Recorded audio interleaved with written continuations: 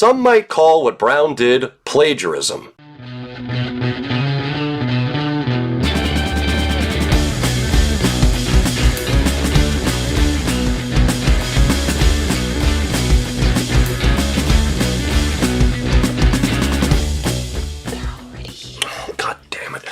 Hello my friends of the Psychedelic Renaissance, it's Tom Hatsis, your psychedelic historian, and this is Exposing Jerry Brown, Part 1, Plagiarist. This short video represents the first of a series of responses that I will be directing towards Jerry Brown, co-author of the Psychedelic Gospels. The full story of Brown's many deceptions is long and nuanced, and I will be addressing all of it in the coming months. For now, I decided to begin with an area that'll both be easy for anyone to understand, even if they don't know the full breadth of the situation, and also offer a window into the misleading ways Jerry Brown presents his, let's just say, not very well thought out theories. All of it, as I will demonstrate in forthcoming videos, is intertwined. Whatever you think about Jerry Brown and his bogus theories will not be presented in this video. I will, however, be addressing all of it in future videos. For now, we begin our exposure of Jerry Brown with an incontrovertible truth.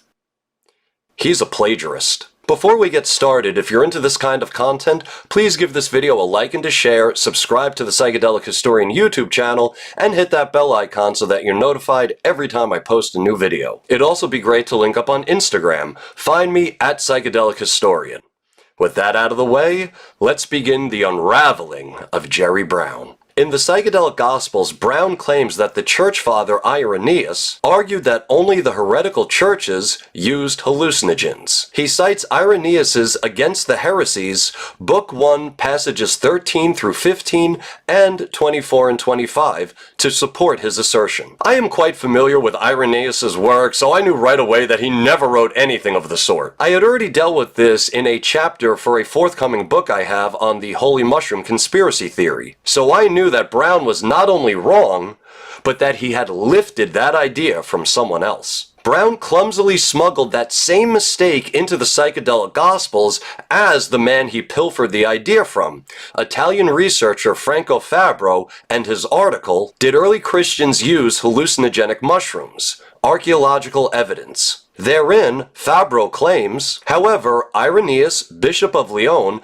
maintained that only heretic churches, thus also the Gnostic churches, made use of hallucinogens within magic rites. He cites Irenaeus's Against the Heresies, Book 1, chapters 13 through 15 and 24 and 25, the same book and chapters that Brown cites. Let's leave the Psychedelic Gospels for a moment, explore what Irenaeus actually wrote, and then return to Jerry Brown's deception. In chapter 13 of Against the Heresies, Irenaeus does mention one former Valentinian Gnostic named Marcus who was said to be a magician.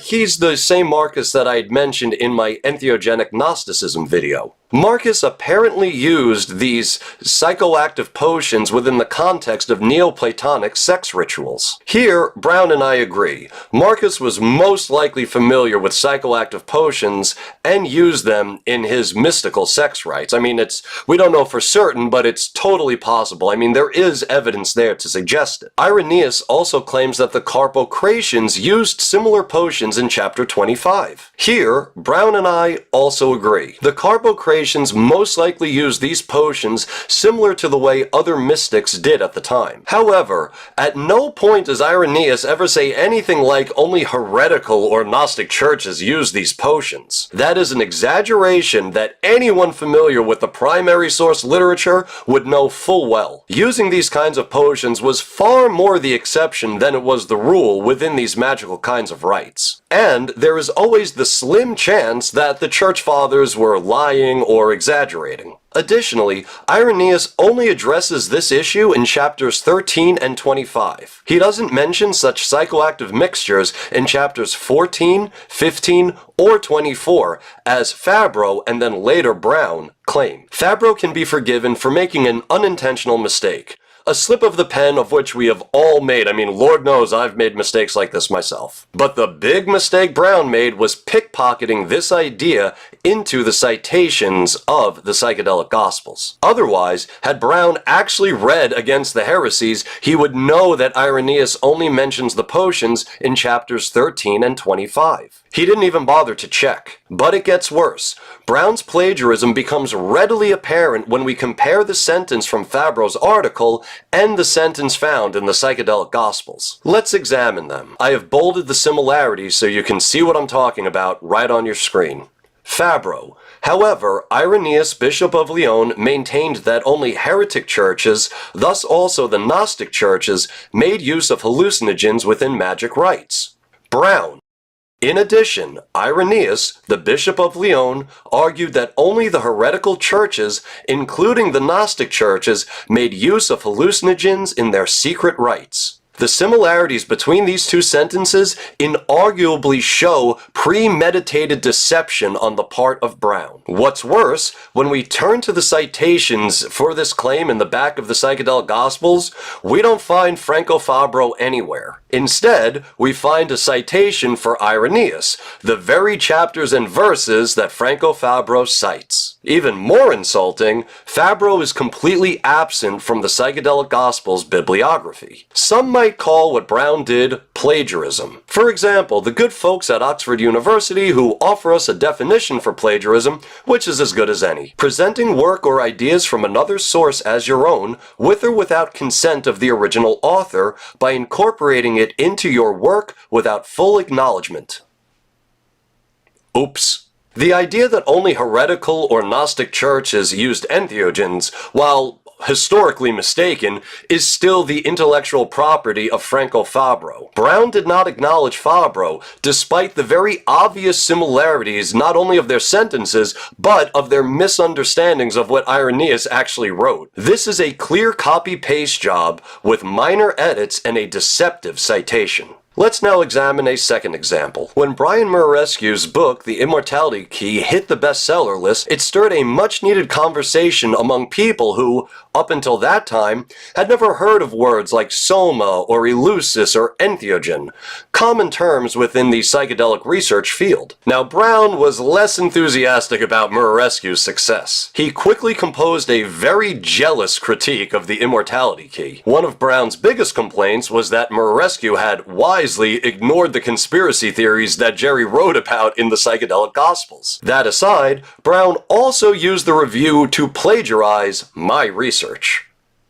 Here's what I mean. In the Psychedelic Gospels, Brown cites me as showing how entheogens might have possibly contributed a role to the creation of the so-called satanic witch, which appeared in theological literature in the mid-1400s. He writes, "For a comprehensive discussion of the witch's ointment and the evolution of the concept of the satanic witch, see Hatzis, The Witch's Ointment." A few years later, in his jealous critique of Murarescu's book, Brown once again brings up the idea of satanic witches as heretics. Only Brown's critique came out after he and I had a falling out as friends. This time, when Brown brings up the Catholic Church's identification of and battle against satanic witches as heretics subject to torture and death at the stake, there is no citation for my work, despite the very concept being the title for Chapter 7 of my book, The Witch's Ointment, which shows exactly that. How some theologians used their battle against heretics to condemn the entheogenic experiences of wise women, contributing a small part to the creation of the satanic witch. And while Brown does cite me in the Psychedelic Gospels, he later does not in his critique of Murarescu. However Brown and I feel about each other does not give him license to steal my ideas. Now, you might be thinking, well, those are only two instances. Why does it matter? Well, two things on that.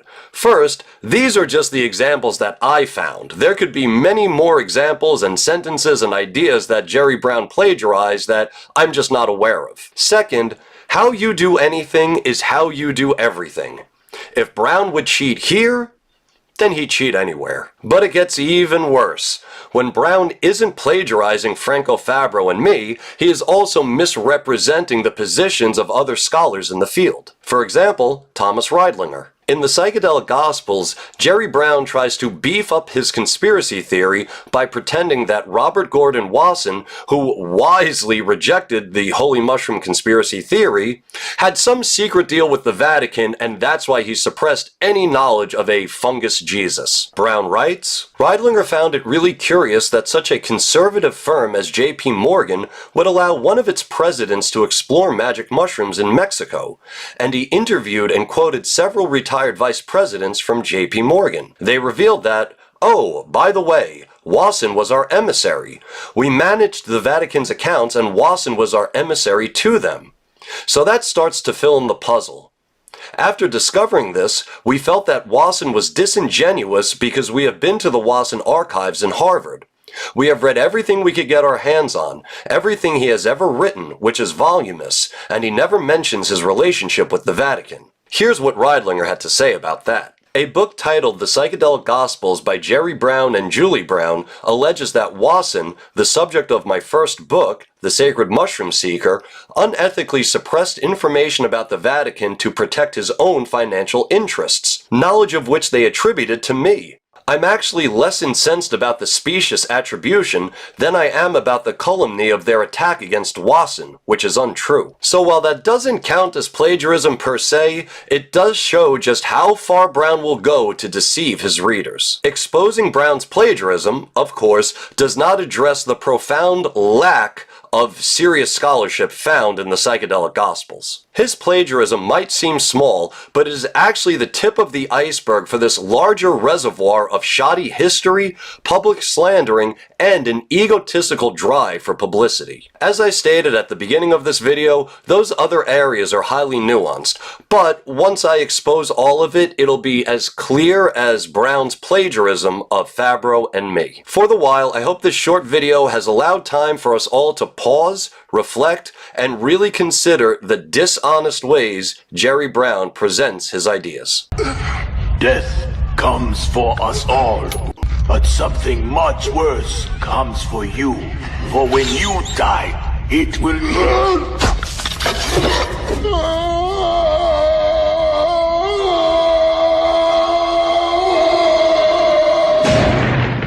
without honor. Well, my friends, that's all I have for you this time, and I'd love to thank you for stopping by. If you enjoy more nuanced history, please give this video a like and a share, leave me a comment, let me know how I can make this video better, and I'd love to meet up on Instagram. And until that day, I'm Tom Hatsis, your psychedelic historian, reminding you that you free your mind by using your brain. And not plagiarizing people. Peace.